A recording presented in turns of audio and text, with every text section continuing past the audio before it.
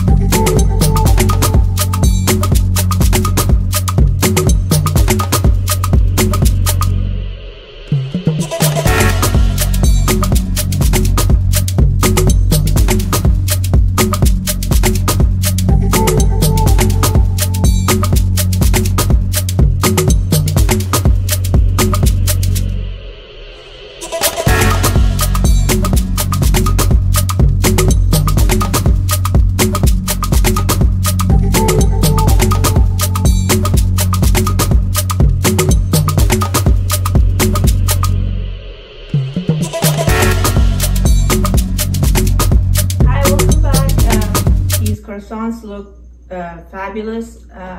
As you saw, with only a few simple ingredients, we made these professional looking croissants. I'm going to taste a little bit and I'll let you know. They look very beautiful, and they are very fluffy, soft, and flaky, and that's how you want these to be. I can't wait to taste a little bit.